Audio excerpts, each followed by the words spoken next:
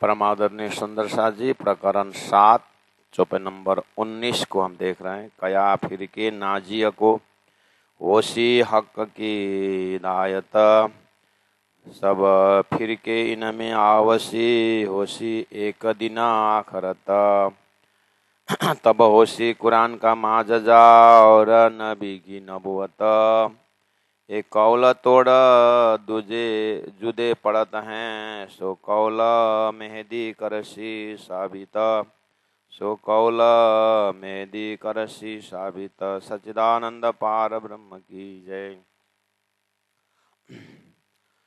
परमादरणीय सुंदर साथ जी प्रसंग चल रहा है कि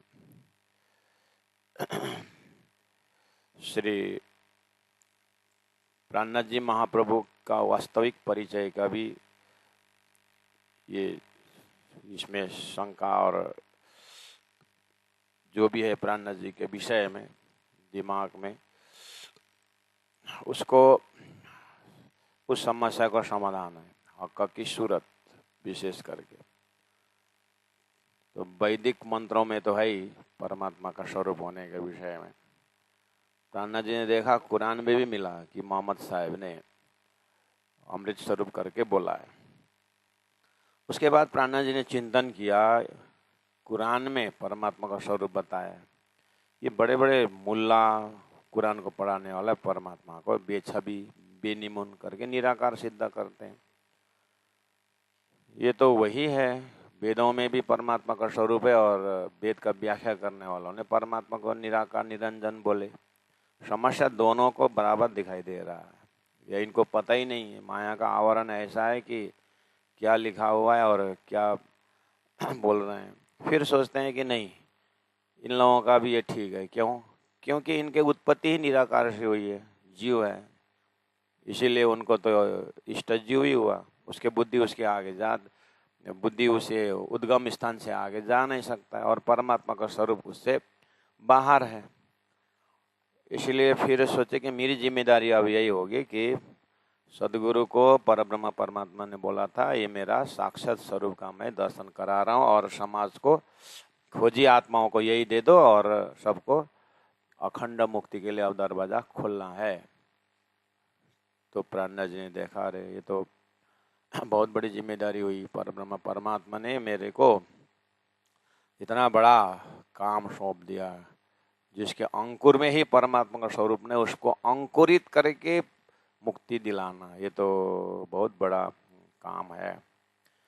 सोचते हुए फिर भी सोच रहे हैं कि हम बस परमात्मा बोला तुम मेरी बात जो है ना बताओ ना, समझाना नहीं समझाना मेरा काम है। उनके अंदर समझने का और रखना मैंने पहले से उनको कर्म का दे दिया हूँ। सच्चा कर्म करके हृदय पवित्र बनाया हो तो ये तारतम की बात फटाक से समझ जाएंगे। इसलिए ये भी मैंने बताया, तुम्हारा काम है कि बस मेरा परम धाम के विषय, मेरे स्वरूप के विषय, मेरे लीला के विषय में तुमको बताना है। बस समझना नहीं समझना वो हम देखेंगे। राज्य जिस तरह से प्रेरणा दे रहे हैं, इसलिए सदगुरु का काम, राज्य का काम करते हुए स्वयं साक्षात महामति प्राणनाथ जी आगे बढ़ रहे हैं।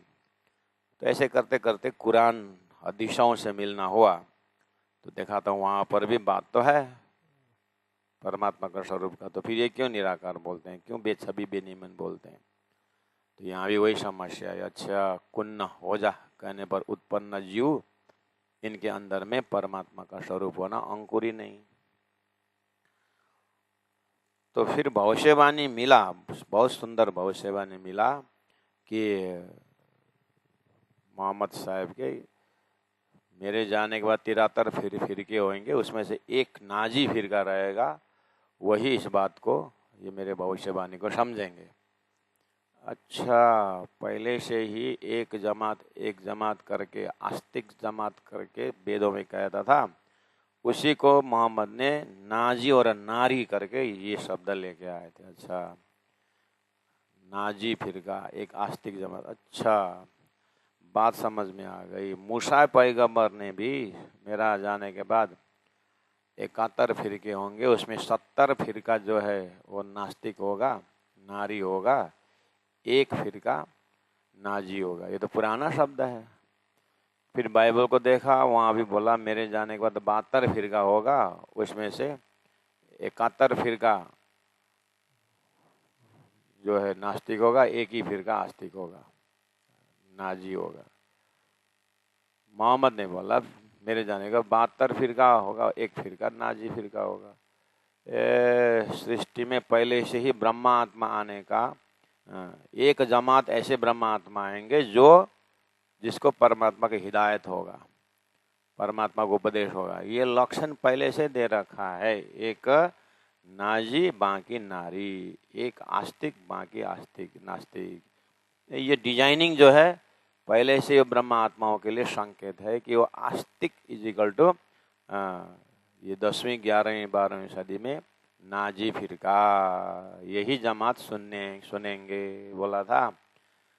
अब आ गए ब्रह्म आत्माओं का जमात, तो ये कुरान की बातें समझेंगे। उसी नाजी फिरका में से मैं एक इंद्रावती आत्मा परमधाम के आस्तिक या अंकुरित आत्मा, अपने आप को उन्होंने सारा सिर पे ले लिया और कुरान के मायने करने लगे। तो उसी को यहाँ पर बताया, कहा फिर के नाजी को होशी हक की हिदायत, नाजी फिरका को ही परमात्मा को उपदेश होगा, सब फिर के इनमें अवश्य। उसके बाद जब नाजी फिरका यानी आस्तिक जमात यानी ब्रह्म सृष्टि जब परमधाम की बातें करने लगेंगे तो ब्रह्म सृष्टि सुन के आएंगे।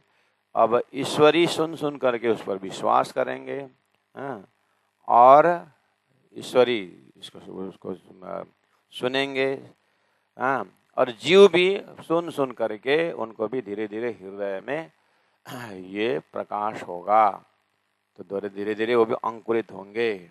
इसलिए ब्रह्म सृष्टि को ऐसो नूर जो दुनिया थी बिना अंकुर ताए नया अंकुर कर किए ने चला देखना जरा।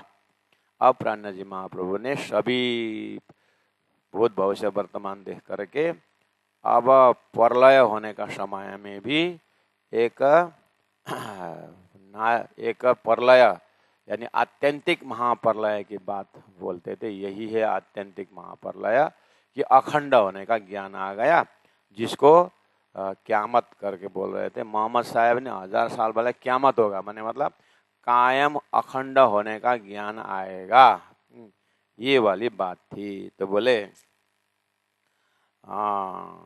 तो सब फिर के इनमें अवश्य मतलब ये जो ब्रह्म सृष्टि का जमात जो है नाजी फिरका, इनके अंदर शब्द का ज्ञान परब्रह्म परमात्मा का ज्ञान होगा, तो सभी का भविष्यवाणी इन्हीं के आगमन में आके मिल जाएगा। भाई ने रे नौखंडा आरती करके हरिद्वार में 1735 में घटना घट चुकी है।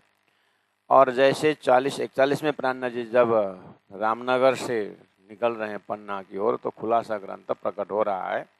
तो ये वाली बात समझ में आ गई कि अच्छा पहले से ही सभी बुद्ध अवतार में सबका ज्ञान समावेश हो जाएगा, और कल की अवतार सबको निष्कलंक करके बेहद में या सभी जीवों को मुक्ति देगा, ब्रह्मा विष्णु महेश को भी पार लगाएगा करके बोलने वाला भविष्यवाणी ज्ञान इसी कुरान में, इसी को यहाँ पर लेकर के सब फिर के इनमें अवश्य होशी एक दिन आखरत, सब एकम सत करके बहुत समय से वेद चिल्ला रहा था।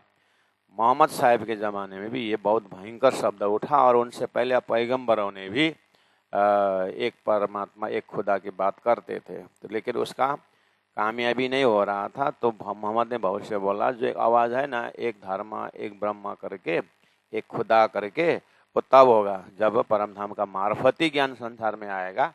वो मार्फत में सब जुड़ जाएंगे तो सबका लक्ष्य एक ही होगा, ब्रह्मधाम। तो बोले थे, तो महामति प्राण जी ने कहा बस यही मौका है, एक ब्रह्म का भक्ति जो है चाहे कुरान से हो चाहे पुराण से हो, तारतम से ही संभव है, जिसको इलम लुदनी करके कहा था। तो धनी ने कहा ठीक है, तुम अपने सिस्टम से जाओ, तारतम से जाओ, वही परमधाम खुदा के पास पहुंचोगे।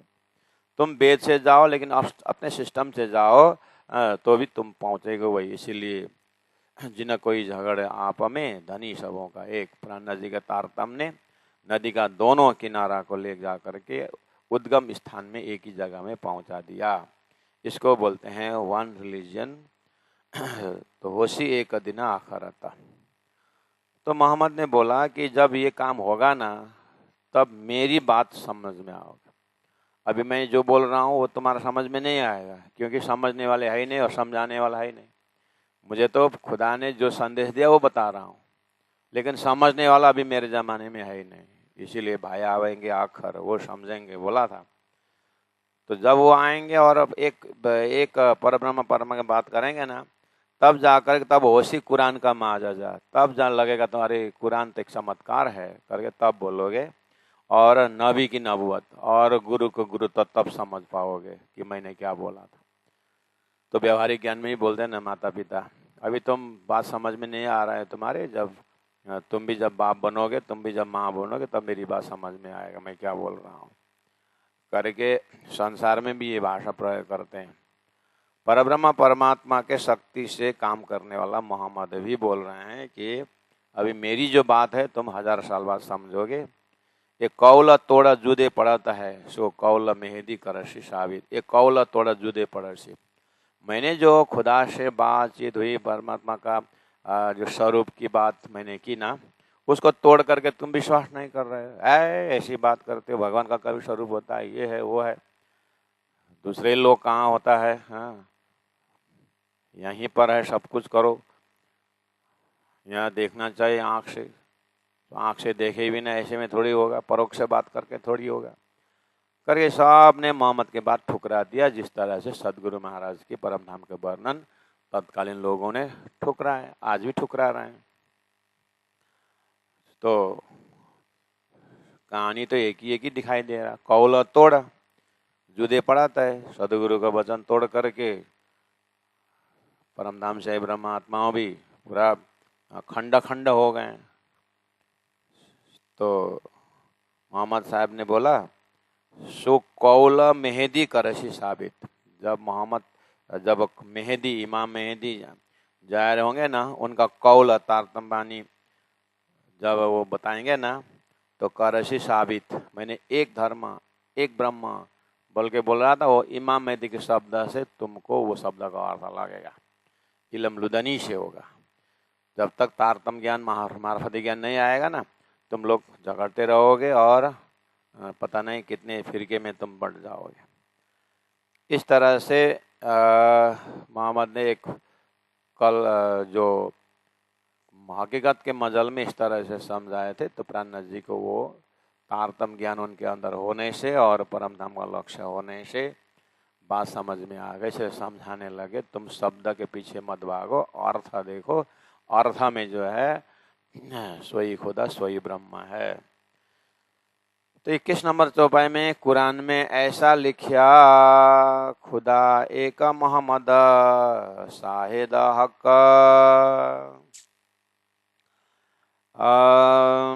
कुरान में ऐसा लिखा है कि खुदा एक मोहम्मद शाहिद हक, परमात्मा हक एक है बोलने में से साक्षी देने वाला एक मोहम्मद है।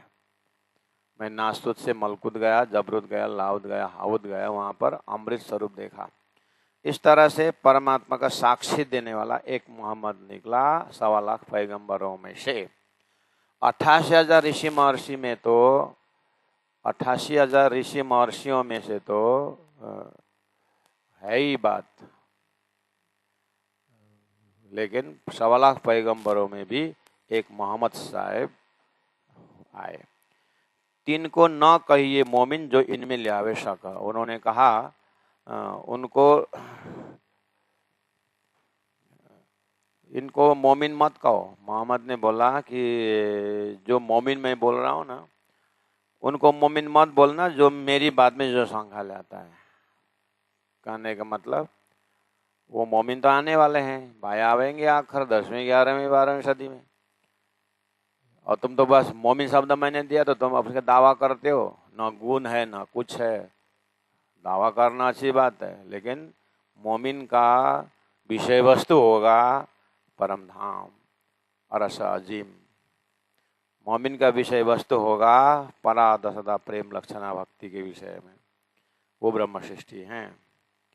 इसलिए तीनों को न कहिए मोमिन जो इनमें लियावे शक।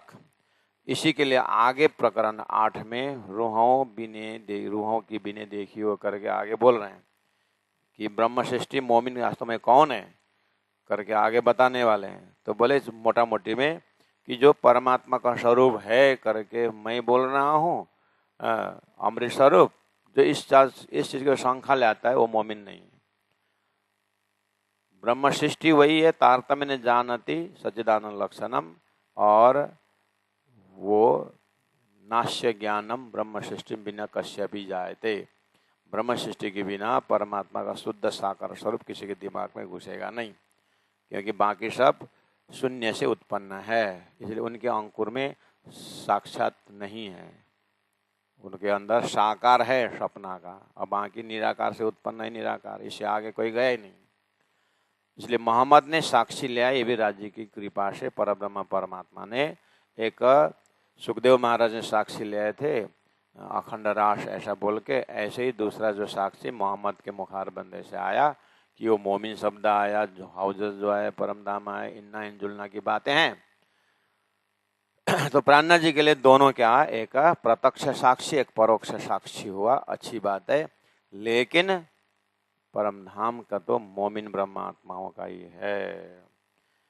इसलिए कुरान में ऐसा लिखा, खुदा एक मोहम्मद शाहिद हक, परमात्मा एक है करके साक्षी लाने में मोहम्मद का शब्द बहुत महान है। और कहा तीनों को न कहिए मोमिन, जिस ब्रह्म के विषय में बोल रहा हूँ ना, खुदा के विषय में, उसमें शंका लेने वाला जो इनमें ले आवश्यक वो न कहिए मोमिन। 22 नंबर में जो हक बक्का सूरत में मुस्लिम ले आवश्यक अखंड परमात्मा के स्वरूप जो मैंने अमृत स्वरूप करके कहा हो ना, कोई मुसलमान उसमें अगर शंका ले आता है तो क्यों खुदा एक हुआ, क्यों हुआ मोहम्मद बराक। प्राणनाथ जी बोल रहे हैं, तुम लोग मुस्लिम कहलाते हो और खुद अपने गुरु के शब्द में विश्वास नहीं करते हो, तो तुम किस तरीका के मुस्लिम हो। तो क्यों खुदा एक हुआ, मोहम्मद के शब्द में तुमने शंका ले आया, तो फिर एक खुदा बोलने का क्या अर्थ रहा। उन्होंने तो नासुत में गया वहाँ ब्रह्मन नहीं है, मलकुत में गया वहाँ ब्रह्मन नहीं है, जबरुत में गया वहाँ ब्रह्मन नहीं है, ब्रह्म तो उस लाहौत में हाउत के अंदर है करके बोल रहे एक ब्रह्म। तो फिर उनका कहना ठुकराते हो, तो फिर एक खुदा करके तुम्हारा बोलने का क्या अधिकार है। तो क्यों खुदा एक हुआ, क्यों हुआ मोहम्मद बरह का।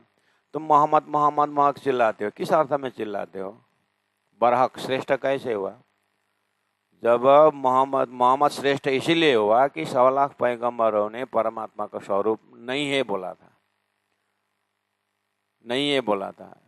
मोहम्मद ने बोला है, मैंने देख के बातचीत करके आया हूँ, इसलिए तो मोहम्मद 1.25 लाख पैगंबर में श्रेष्ठ हुआ। और तुम मोहम्मद का कहना नहीं मानते, हर मुख से मोहम्मद बड़ा मोहम्मद बड़ा, किस अर्थ में बड़ा। तुम लोगों को हत्या करना अनुमति दिया बोल के हत्या और बड़ा, हाँ, मोहम्मद ने हत्या करने का थोड़ी नहीं बोला, वो तो तुम्हारा बुद्धि का इंटरप्रिटेशन है।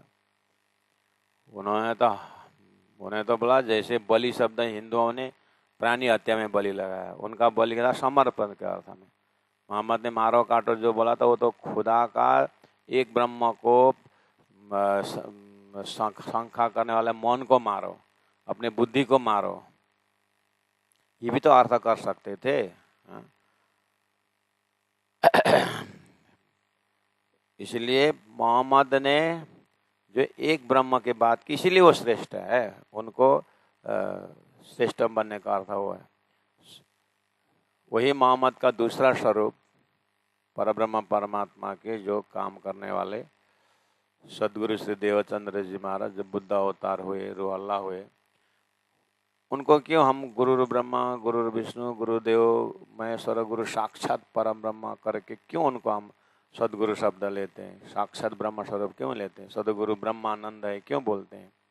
इसलिए बोलते हैं कि शास्त्रों में परब्रह्म परमात्मा ने अपने घर की बातें रखी, लेकिन जो उनको अर्थ करने वाले जो भी ऋषि लोग हुए, उन्होंने उसका सही मायने में अर्थ नहीं किया। तो सदगुरु देवचंद्र जी महाराज के मुखार बिंद से परब्रह्म परमात्मा ने स्वयं परब्रह्म का धाम स्वरूप लीला बताई। इसलिए वो गुरु साक्षात परम ब्रह्म, पर ब्रह्म साक्षात गुरु बन के आएंगे करके जो भविष्यवाणी थी, वो परब्रह्म परमात्मा के काम से उनका नाम सदगुरु हुआ।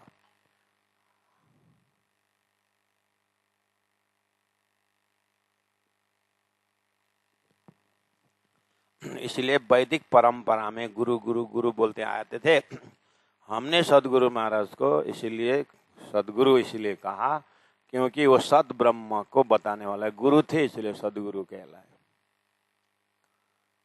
इसलिए तुम मोहम्मद मोहम्मद मोहम्मद बोलते हो, मोहम्मद ने कहा ना तो माने नहीं, तो तुम कैसे मोहम्मद के शिष्य हो गए?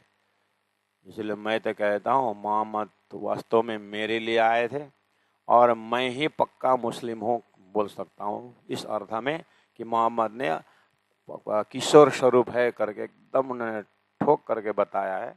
मैं भी किशोर स्वरूप का दर्शन कर रहा हूँ, इसलिए सही में मोहम्मद का लक्ष्य तो मुझे मिला हुआ, इसलिए मैं मुस्लिम हूँ। क्या बोल सकते हो इसमें? तुम्हारा दाढ़ी रखने से, टोपी पहनने से मुसलमान होता है क्या? है? अपने गुरु ने दिखाया मार्ग पर चलना वास्तव में मुस्लिम है। मुसल कट्टर, किस अर्थ में कट्टर? अपना धर्म सबके ऊपर थोपना और न माने तो काटना, इसमें कट्टर? तुम तो पाप कमा रहे हो इस विषय में और मोहम्मद का गलत प्रचार कर रहे हो, कुरान का गलत प्रचार प्रसार कर रहे हैं। इसमें हिंदू भी कमी नहीं है। प्रज्ञानम आनंदम ब्रह्म अहम ब्रह्म अस्मि तत्वमसि अयम आत्मा ब्रह्म, वेदों का महान महान विषय। एकांकी न रमते, वो ब्रह्म अकेला में नहीं रमता है करके स्वलीला द्वैत की व्याख्या संकेत में इस तरह से है। तो लोगों ने ऐसे ब्रह्मों को देवी देवता में घटाया, त्रिदेव में घटाया, सृष्टि सनातन में घटाया। इसी तरह आप कुरान पढ़ने वाले लोग भी मोहम्मद का असली नहीं समझ पा रहे, इसलिए हाय हाय अपराह्न जी थोड़ा सा दया करते हैं। तुम्हारे बुद्धि को मैं क्या बताऊं, हाथ में आया हुआ ब्रह्म का संदेश भी तुम गुमा रहे हो। इतने नजदीक से मोहम्मद ने आपको दिया था खजाना, बहुत से बोला था आ रहे हैं, 1000 साल समय पकड़ाया। मैं बोल रहा हूँ 1000 साल में इमाम ज़ाहिर हो गए हैं, इलम लुदनी से देखो करके मैं बोल रहा हूँ। मुझे भगा रहे हो, मुझे मार रहे हो, मुझे पीट रहे हो हैं? तुम्हारे कुरान में लिखा हुआ है पैगंबर और पैगंबर को दोस्त वो बराबर है बोला। हिंदुओं को बोला है ब्रह्मविद ब्रह्मैव भवति श्रुति, ब्रह्म को जानने वाला ब्रह्म ही होगा करके बोला। तो ब्रह्म को जानने वाला कौन निकला लास्ट में? ब्रह्म सृष्टि तो निकले। तो ब्रह्म सृष्टि और ब्रह्म एक ही है करके ये वाला संदेश था। अब तुमने ब्रह्म सृष्टि को तो अपने जैसे समझ करके भगा दिया। दोनों एक ही खड्डा में जा रहा है, मेरा कहना नहीं मान रहा। हाय है गिरो मोहम्मदी कहा भाई, मोहम्मद का जमात कहलाते हो, कहे हक को निराकार और ब्रह्म को निराकार बोलते हो। मोहम्मद का जमात और हक को निराकार बोलना है, ये 36। मोहम्मद को जमात तो परमात्मा का अमृत स्वरूप बोलेगा, किशोर स्वरूप बोलेगा। इधर सदगुरु देवचंद्र जी महाराज के टीम सुंदर साथ बोलना, और वाणी में क्या लिखा हुआ मुझे पता नहीं, लेकिन ब्रह्म निराकार है बोलना, ये वैसे ही नास्तिक है। ये सुंदर साथ नहीं। हाय हाय गिरो मोहम्मदी कहावाई, कहे हक को निराकार। जो यहूदियों ने पकड़ा, पहले से यहूदियों ने जो पकड़ा था निराकार, इन्होंने वही किया करार, उन्हें वही निश्चय किया। तो फिर मोहम्मद आने का एक्स्ट्रा ऑर्डिनरी ज्ञान क्या हुआ? तुम किस अर्थ में हमारा मोहम्मद महान, हमारा कुरान महान, किस समझ से बोल रहे हो? जब कुरान में बोलता है वह अक्षरातीत परब्रह्म परमात्मा नूर जमाल अमृत स्वरूप लिखा हुआ है, मोहम्मद ने बोला मैंने बात करके आया और 90,000 अरब सुना और अंतिम का मार्फत है वो आके सुनाएंगे करके, इसीलिए ये मोहम्मद और कुरान मान था। तुम्हें दोनों नहीं माने तो तुम किस अर्थ में मान बोल रहे हो मोहम्मद को? इसलिए तुम्हारा ज्ञान खोखला है। तुम बस शरीयत में बंधे हुए हो, कट्टरपंथी में बंधे हुए हो, देश में अशांति फैलाने वाले हो। मोहम्मद ने बोला था मेरे जाने के बाद ऐसे ऐसे पाप फैलेगा, इसलिए उन्होंने 7 निशान भी बोल दिया था। पश्चिम से सूर्य उदय होगा, पश्चिम से कभी सूर्य उदय होता है? नहीं होता है, लेकिन मोहम्मद ने बोला होगा। उतना बोल के नहीं छोड़ा। पश्चिम से सूर्य उदय होगा लेकिन उससे रोशनी नहीं होगी बोला था। पता है कुरान में मोहम्मद आने का 7 निशान में एक निशान, इमाम मेहदी आने का 7 निशान में भी एक निशान है। पश्चिम से सूर्य उदय होने का मतलब क्या? धर्म के नाम पर पश्चिम से फैलेगा, धर्म के नाम पर फैलेगा लेकिन रोशनी नहीं होगी। मतलब उसमें शांति प्रेम ऐसा रोशनी नहीं होगा, अशांति अत्याचार ये रहेगा। बोला था 1000 साल में देख रहे हो नहीं तुम्हारा बादशाह औरंगजेब से लेकर के तुम लोग क्या कर रहे हो? धर्म फैला रहे हो, अंधेरा अशांति फैला रहे हो तुम। मोहम्मद ने बोला था 7 निशान में एक निशान। और इमाम आएगा तो मुर्दे से, कब्र से मुर्दे उठाएगा बोला है। तुम तो वही देख रहे हो ना, इसीलिए समाधि दे रहे हो, ऊपर से कवर करते हो और रुमाल उड़ाते हो, बोलते हो कि क़यामत के समय में इमाम आकर उठाएगा। ये उठाएगा तुम्हारा इमाम। पंच भौतिक देह है ये कब्र है, इसमें जो जीव मुर्दा की तरह सोया हुआ है, जैसे तुम्हारा सोया हुआ है। हम कितना झकझोर रहे हैं यहाँ से, उठता है तुम्हारा मुर्दा? तुम मुर्दा हो। इमाम आ चुका है और कुरान का बातों नहीं अर्थ बता चुका है, सोए पड़े हो। मुर्दा तुम हो और तुमको उठाने के लिए हम आए हैं। कहाँ कब्र में कहाँ हड्डी सड़ करके क्या अभी तक उठेगा? तुम्हारे बुद्धि को जो एक बुद्धूपना देखते आश्चर्य लगता है। इतना तो वेद पढ़ने वाले तो गौ और जानवरों में इतने बुद्धि है, तुम्हारे से ज्यादा ही है। हालांकि तुम्हारा कुरान महान है इस अर्थ में, मेरे लिए मैं साक्षी दे रहा हूँ उसके लिए महान है। लेकिन कुरान पढ़ना, तुम्हारी बुद्धि जो है ना वो बहुत दरिद्र है, बहुत गरीब है वो बुद्धि। ब्रह्मा जी ने तत्कालीन समय में बहुत फटकारा उन लोगों को, तो 2-4 तो कान पकड़ के आ भी गए। अरे मोहम्मदी गिरोह, तुम मोहम्मद के कहलाने वाले गिरोह कहे हक को निराकार। ये तो जो यहूदियों ने पकड़ा, मतलब मोहम्मद आने से पहले यहूदी थे, यहूदियों में भी मूसा पैगंबर ने खुदा ऊपर है करके दिखाए थे, एक धर्म के संकेत किए थे। जैसे वेदों में एक धर्म की बात की है, तो सदगुरु प्राणनाथ जी आने के बाद वो एक को सिद्ध कर दिया। ऐसे ही 100 लाख पैगंबरों ने एक बोला था, वो मोहम्मद ने थोड़ा सिद्ध कर दिया कि एक इस तरह से मैं नासुद से जबरुद हा करके अक्षरातीत की बात की, इसलिए वो महान है। 100 लाख पैगंबरों में मोहम्मद इसलिए महान है, और 88 ऋषि महर्षियों में सदगुरु महान। क्यों? सदगुरु ने साक्षात परम धाम का दर्शन करके वर्णन किए, और उत्तम महापुरुषस्तु अन्य परमात्मा इति उदारित वाला बात सिद्ध हुआ, अक्षरात परतः पर बात सिद्ध हुआ। इसलिए सदगुरु महान है, उनके लक्ष्य से और उसके ऊपर भी परब्रह्म परमात्मा की कृपा है। चौपाई नंबर 24 में कहा, जो कहे खुदा को बेचुन तब बरहक न हुआ मोहम्मद। जो कहे खुदा को, जो मुसलमान कहे कि परमात्मा बेचुन है, कोई चिन्ह नहीं है, बेछवि, परमात्मा कोई छवि नहीं है, ऐसा अगर तुम मुसलमान बोलते हो कुरान पढ़ के, तब बरहक न हुआ मोहम्मद। तो फिर मोहम्मद श्रेष्ठ तो हुए नहीं, वो तो पहले से ही था ये ज्ञान। तो परमात्मा बेछवि है, बेनीमुन है, ये वाला तो पहले से ही बोल रहे, तो मोहम्मद किस अर्थ में महान हो गए? तो मैं यही बोल रहा था, तारतम के पढ़ने वाले भी ऊपर स्टेज में बैठ कर कभी भी बोलते हैं कि तारतम बानी क्या कहता है हमें मालूम नहीं, लेकिन ब्रह्म निराकार है। तो फिर ब्रह्म तो तारतम बानी की उच्चारण ही क्यों करते? वो तो शास्त्र में पहले से लोग बोल रहे थे, प्रणामी परमात्मा निराकार है, निराकार है। आपको तारतम में आना, स्वरूप साहब को अध्ययन करना, प्राणनाथ जी का अन्न खाना, किस अर्थ में खा रहे हो? अन्न खाते हो, प्राणनाथ जी का अन्न, प्राणनाथ जी नाम का पूजा करते हो, और स्टेज में बैठ करके लोगों को बोलते हो कि वाणी में क्या लिखा हुआ है हमको मालूम नहीं है, लेकिन ब्रह्म निराकार है। तो क्या फायदा हुआ?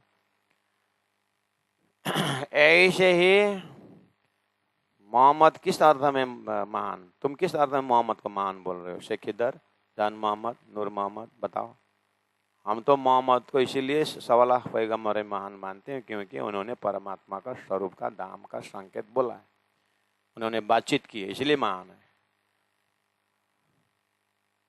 तो प्यारे सुंदर साथ जी, प्राणनाथ जी ने यहाँ पर, आप लोग सुन रहे हो, समझ रहे हो अच्छी तरह से, प्राणनाथ जी का सही अर्थ लोगों को बता देना, ये भी बहुत बड़ा प्रचार का सेवा होगा। भाषा देख करके लोगों ने प्रणामी धर्म मुसलमान है, ये है वो है बोलते हैं, आप तो समझ रहे हो ना। प्राणनाथ जी ने कुरान पढ़ करके, कुरान का अर्थ करके, क्या हमें कोई मस्जिद जाने का थोड़ी नहीं बोला है। प्राणनाथ जी जो मस्जिद है वो भी तोड़वा रहे हैं, कहे को बना रहा है। तुम्हारे मस्जिद बेकार है, क्योंकि जहाँ पर खुदा का स्वरूप है करके मोहम्मद बोल रहे हो, तुम्हारा मस्जिद बना करके निराकार बोलते, सब तोड़ डालो, लगा दो डोजर। प्राणनाथ जी को तो ऐसा है, उस समय में साथ नहीं मिला, राजनीतिक सपोर्ट नहीं मिला, वो समय का मांग, समय का गति है वो, लेकिन अपने समय में उन्होंने मुंहतोड़ जवाब दिए।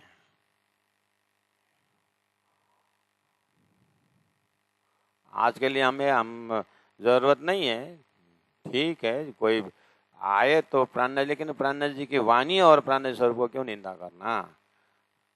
समय नहीं है तो ठीक है, मत बोलो, लेकिन ये निकालो। प्राणनाथ जी ने ऐसे किया थोड़ी नहीं, प्राणनाथ जी ने कुरान सिर में रख करके मस्जिद के सीढ़ी में जाओ करके थोड़ी नहीं बोला। अपना परिचय उन्होंने दिया कि वो साक्षात परब्रह्म परमात्मा तौहीद वाहिदत के स्वरूप है, ये तो प्राणनाथ जी को पक्का है। सो कहे खुदा को बेचुन तब बरहक न हुआ मोहम्मद, खुदा मोहम्मद वाहिदत में, खुदा परब्रह्म परमात्मा, मोहम्मद श्यामा जी महारानी सत्ता, वाहिदत परम धाम के अद्वैत में है, सो कलाम होता है रद्द, ये कलाम रद्द हो जाएगा अगर तुमने मोहम्मद को, अगर तुमने कुरान खुदा को बेछबी बोला। अगर परमात्मा को बेछबी बोलते हो, बेनिमुन बोलते हो, तो फिर खुदा शब्द भी नाम, निराकार का नाम ही नहीं होता है। हाँ? वो मोहम्मद जो श्यामा जी सत्ता, मोहम्मद जो शक्ति है, वाहिदत शब्द, ये अद्वैत शब्द जो था, जो है, वो सब बेकार है। इतना ऊंचा कोटि का शब्द, तब तो फिर द्वैत है और संसार का झगड़ा है उसमें, सो कलाम होता है रद्द। ऐसे ऐसे शब्द सब रद्द हो जाएगा अगर तुमने परमात्मा निराकार बोले। जैसे अगर वही गीता भागवत पढ़ते हो और बोलते हो कि परमात्मा निराकार है, तो फिर चिदादित्यम किशोरांगम परे धामनि विराजतम, ये क्या हुआ, रद्द नहीं हुआ। मुख से बोल रहे हो परमात्मा परम ज्योति परम धामा परागति, और व्याख्या कर रहे हो निराकार, तो फिर इसी तरह तुम भी मोहम्मद वाले को बोल रहे हैं, कुरान वाले को, कि तुम्हारे ऐसे बेछबी बेनियम शब्द से कुरान के कितने सारे प्रसंग रद्द हो जाता है। गैर दिन बेचुन का है, गैर दिन जो मुसलमान नहीं है उसको बोलते हैं, उनके भाषा में गैर दिन, ये धर्म में नहीं बोलते हैं ना वो लोग।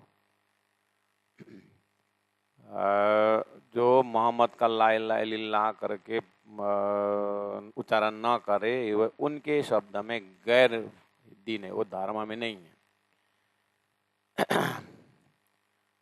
वो लोग क्या बोलते हैं कि खुदा को बेचुन का है, वो परमात्मा का चिन्ह नहीं है करके वो बोलते हैं, और तुम मोहम्मद के हो करके भी बेचुन बोलते हो, तो वो गैर मुसलमान ही तो बराबर हुआ तुम लोग। किस अर्थ में अपने आप को मुसलमान बोलते हो, किस अर्थ अपने आप को कट्टर बोलते हो, किस अर्थ में।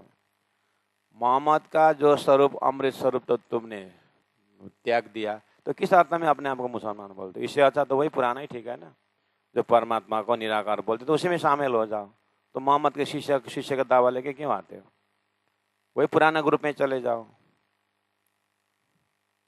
पर क्यों कहे मुसलमान, मुसलमान होकर के परमात्मा को बेचुन कैसे कहेगा, तुम कैसे बोल सकते हो। इसका मतलब तुम्हारा तुम जो है ना, मोहम्मद के असली हकीकत के मजल से तुम परिचय नहीं हो, ऊपर ऊपर ऊपर ऊपर दौड़ते हो।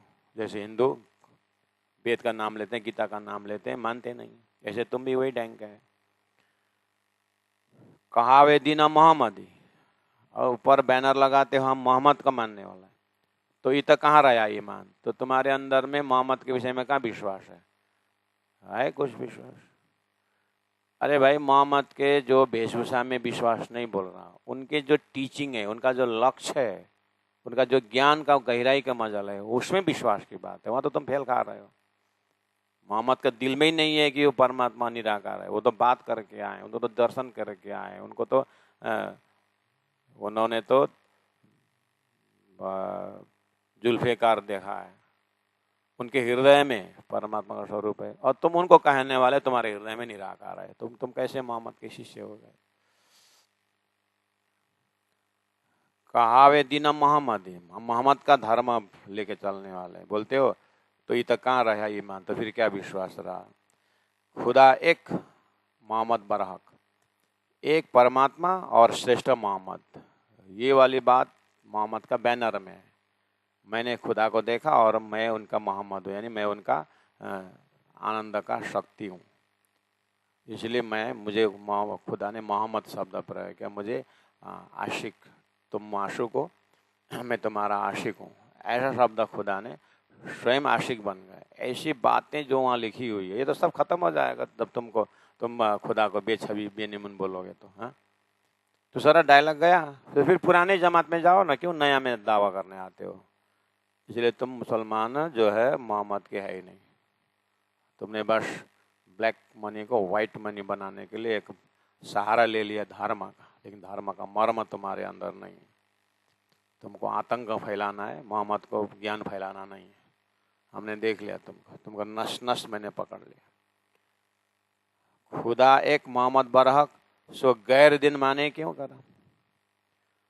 गैर दिन, जिस तरह से जो अमुस्लिम है, जैसे यहूदी है, ईसाई है, पारसी है, जो अन्य लोग हैं ना, वो मोहम्मद को एक खुदा और एक मोहम्मद बराक वाली बात वो लोग नहीं मानते हैं, नहीं मानते हैं। और तुम मानने वाले कहला है, लेकिन उनके मोहम्मद की गहरी बात तुम नहीं मानते, इसलिए तुम भी गैर मुसलमान हो। जिस तरह से गैर दिन, गैर मुसलमान वाला नहीं मानते हैं, ऐसी नहीं मानते मोहम्मद को, तुम्हारा मानना भी वैसा ही है। मुख से पिता पिता पिता बोला, पिता का कहना नहीं मानता है। हाँ, ऐसे ही तो है तुम्हारा। मुख से मोहम्मद मोहम्मद हो, कहना नहीं मानते हो, तुम भी गैर मुसलमान हो। खुद अपने को मुसलमान करके दावा मत करो, तुम भी यहूदी हो, पुराने घराने में चले जाओ। तुम्हारे आने से तो मोहम्मद को टेंशन हो गया, इसलिए बोला था मैं डरता हूँ आगे आगे वन से। तुम लोगों से तो मोहम्मद खुद डरे थे, ये जाके आगे लोगों को भटकाएगा। बोले तुम भटका रहे हो लोगों को। हक सूरत की दई शाहिदी, हक तो कया पैगंबर, हक का सूरत की शाहिदी, परमात्मा का स्वरूप का साक्षी दिए थे मोहम्मद ने, इसलिए खुदा ने मोहम्मद को पैगंबर कहा था। तो मोहम्मद किस आत्मा में पैगंबर हुए? मैं धरती में मेरी आत्माओं के लिए पैगाम भेज रहा हूं तुम्हारे वास्ते करके मोहम्मद को पैगंबर बोला था। और तुमने जब खुदा का स्वरूप ही नहीं स्वीकार नहीं किया, तो फिर मोहम्मद को पैगंबर क्यों बोलते हो? हक की सूरत की दई शाहिदी, हक की सूरत को साक्षी दी थी, इसलिए तो हक तो कयाम पैगंबर। हक ने मोहम्मद को पैगंबर इसलिए कहा था कि उन्होंने हक की साक्षी भेजी थी। समझ में आया? अब तुमने उसको स्वीकार ही नहीं किया, तो तुम काहे को मुसलमान कहलाते? दे शाहिदी खुदा खुदा की सो खुदा। मोहम्मद ने क्या बोला था? मोहम्मद को खुदा ने कि खुदा को साक्षी देने वाला खुदा ही होता है। ब्रह्मविद ब्रह्म भवती श्रुति, ब्रह्म को जानने वाला ब्रह्म ही होगा करके पुराण में बोला, वेदों में। ब्रह्म को जानने वाला तो ब्रह्म के जमा जो परम धाम में वही जानेंगे, जीव क्या जानेगा? इसलिए वास्तव में नाश्य ज्ञानम ब्रह्म सृष्टि बिना कश्यपि जायते, ये ब्रह्म सृष्टि हो परम धाम का जमात ही वास्तव में ब्रह्म स्वरूप है। अब ये वाली बात समझ करके जो अस्तित्वहीन जो जीव है, उसको ब्रह्म का अंकुर भर के उसको बेअदब में मुक्ति देने का, तब मुक्ति कंसेप्ट बात आती है। जानना समझना कुछ नहीं, बस अल्लाह कर रहे हो, माइकिंग कर रहे हो, हम मुक्तिदाता हैं, हम देने आए हैं, ये हैं, वो बेकार है तुम्हारा। पहला रूट को पकड़ो, सृष्टि का महाकारण पकड़ो जो तारतम्य है। देश आए दी खुदा की सो खुदा, खुदा को साक्षी देने वाला खुदा ही होगा।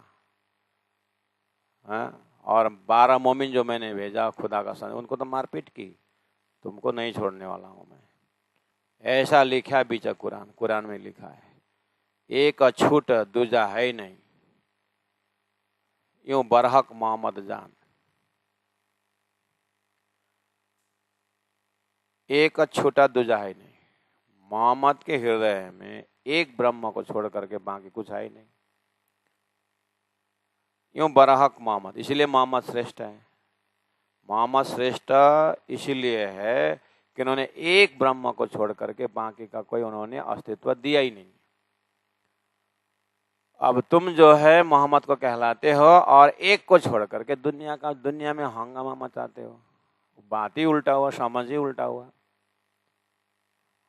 और मुख से बोलते हो एक ब्रह्म बाकी सब मुर्दा, ये भी कोई अर्थ थोड़ी है। मोहम्मद ने ऐसा थोड़ी बोला है। मोहम्मद का या खुदा का संदेश थोड़ी होता है कि जो मेरे को मानेगा वो सच्चा है, बाकी सब शैतान है, सब मारो काटो, ऐसा थोड़ी नहीं खुदा बोलता है। खुदा इतना मूर्ख थोड़ा ही होता है। खुदा का बगीचा है सारी सृष्टि, उनका तब प्यार और मोहब्बत है। एक पिता का, एक माता का, 2 लड़का, एक गूंगा, एक चलता फिरता है, तो माता तो उसको गूंगा को चिंता करती है ना। हाँ, जो ब्रह्म सृष्टि के ऊपर प्राण, जो परब्रह्म परमात्मा तो कृपा करते ही हैं, लेकिन उनके लिए जो सृष्टि रची गई है उनके ऊपर परमात्मा कितना प्रेम करते हैं। तुमको तो ये ज्ञान, अगर खुदा का ज्ञान होता तो तुम इतने निर्दयी नहीं होते थे गैर मुसलमानों के ऊपर। अगर खास में तुम खुद को अगर मोहम्मद के शिष्य कहलाते, खुदा का भक्त कहलाते हो, तो तुम तो खुदा ही हो गए। तो खुदा हुआ तो खुदा का इस तरह से निर्मम हत्या करता है, मंदिर गिराता है, मंदिर के ऊपर मस्जिद बना के अपना ऐसा थोड़ी नहीं, मोहम्मद ने ऐसा थोड़ी नहीं, यानी खुदा का संदेश थोड़ी होता है। ये तुम्हारा कुबुद्धि का उपज है, ये बुद्धि। परमात्मा दयालु है, कृपालु है, मेहरबान है करके लिखा हुआ है। तो मेहरबान ब्रह्मा ऐसा ही होता है, हैं?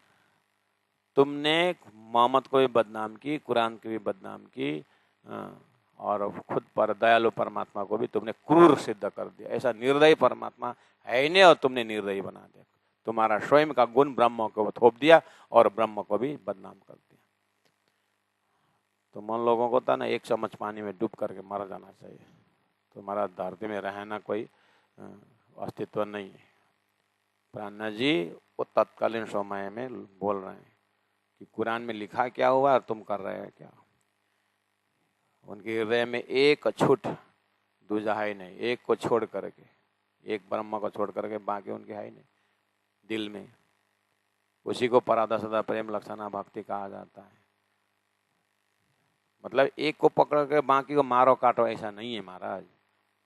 एक को पकड़ो, प्रेम स्वरूप है वो, उसके बाद सबके ऊपर प्रेम फैलाओ, ये बात है। कुरान में ऐसा अर्थ नहीं निकलता है, तो वो अर्थ निकालने के लिए मैं आया हूँ। मेरी अर्थ को सुनो, क्योंकि मोहम्मद है जो आखिरी में इमाम आएगा तो मैं हूँ ना, मैं ऐसा अर्थ कर रहा हूँ। तो मेरी अर्थ को देखो, मेरी अर्थ में कहीं अशांति है? मैं बोल रहा हूँ सबको प्रेम करो, इसमें क्या बुराई है? ईशा ने तो तुम्हारे आने से 400 वर्ष पहले उन्होंने भेड़ को लेकर के चले थे गोद में कि भेड़ों से भी प्यार करो, प्राणी से भी प्यार करो। तुम्हारे आने से पहले ही श्री कृष्ण ने गौ माता बोल दिया था। अब जिसको गौ माता बोलते हैं, तो गौ माता को तो खाते हो, अपनी माँ को ही खा रहे हो। तो तुम्हारे में है बुद्धि कुछ है? एक साधारण बुद्धि भी ये नहीं चाहता है कि दूसरों को कष्ट देना। माँ मत कहे सुनो मोमिनो।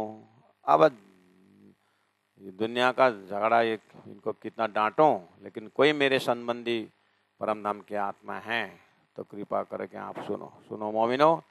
दीना हकीकी हक हजूर। दीना हकीकी एक सच्चा धर्म है जो हक के हजूर पहुंचाता है, उसमें समावेश हो जाओ। ये 4 लाख मनुष्य का 4.5 लाख धर्म है संसार में, इसके पीछे मत भागो। उसमें से एक नाजी फिरका मोहम्मद ने बोला है, वेदों ने एक ब्रह्म सृष्टि बोला है, हैं? और उस एक सिद्धांत में आ जाओ, दीना हकीकी यानी सच्चा ब्रह्म का धर्म संसार में आया है, वो सदगुरु का तारतम धर्म है, वो हक का हजूर से आया है, परमात्मा के नजदीक से आया है, वहीं पहुंच जाएगा। और वो हक कैसा है, कुरान में लिखा हुआ है, हक अमरद सूरतम सूरत, परमात्मा का स्वरूप क्या माना है, किशोर स्वरूप माना, अमृत स्वरूप माना है। अब ये हक अमृत स्वरूप तो माने नहीं, सो रहे दीन से दूर। जो परमात्मा का किशोर स्वरूप लिखा हुआ है वो स्वरूप नहीं मानेंगे तो हक वो धर्म से दूर है, उनको धर्म में मत, उसको धार्मिक मत बोलना, कुरान ऐसा बोलता है। अब बाकी को मैं देखता हूँ यहाँ सब जो है निराकार निराकार बेछबी बेनिमुन बोलते हैं, ये धर्म में नहीं। इसलिए मोहम्मद का एक ही धर्मावलंबी वो है मोमिन ब्रह्म सृष्टि, जो हजार साल बाद आने वाले थे वो आ गए। बाकी को चित्त शुद्धि के लिए 5 नमाज वगैरह लगाए थे, चित्त शुद्धि उनकी हुई नहीं। चित्त शुद्धि तो उनको साधना तो की, लेकिन तामसी साधना की। साधना तो रावण भी करता था, लेकिन सीता हरण के लिए किया उसने। ऐसे तुम दूसरों को सताने के लिए तुम साधना नमाज करते हो, तुम्हारा नमाज खुदा तक नहीं पहुंचेगा, तुम नरक में जाओगे ऐसे नमाज से। इस तरह से प्राणनाथ जी ने हकीकत सूरत खुलासा में ये वाले भाव जगा करके, अब आपने निष्कर्ष में क्या पाया, ये पढ़े सुने, आपने हृदय में क्या पाया? अच्छा, अपने हृदय को देखो। सदगुरु देवचंद्र जी महाराज ने जो हमें स्वरूप सुंदर सनकुल सकोमल करके जो दिव्य परम धाम का लाल अधूरा हसतमुख हरवटी नासिका तिलक नीलवट भौमे के खिलवत परिक्रमा सागर श्रृंगार, इन ग्रंथों से जो परम धाम का ध्यान दिए हैं, अब आप इतना सुन करके और हिम्मत और पूरा विश्वास के साथ आप राज्य की सेवा में तल्लीन हो जाइए, राज्य के स्वरूप श्रृंगार में तल्लीन हो जाइए। क्योंकि कुरान में भी यही बात लिखी हुई है जो धनी ने हमको दिया हुआ है, वेदों में तो है ही। इस तरह से आप निशंक होकर के राज्य को ध्यान धारणा में डूब जाइए। बोलो श्री प्राणनाथ प्यारे की जय। मामत कहे सुनो मोमिनो, दीना हकीकी हक हजूर, हक अमृत सूरत माने नहीं। सो रहे दिन से दूर, सो रहे दिन से दूर। बोलो श्री प्राणनाथ प्यारे की जय। तीनों पुरी धाम की जय।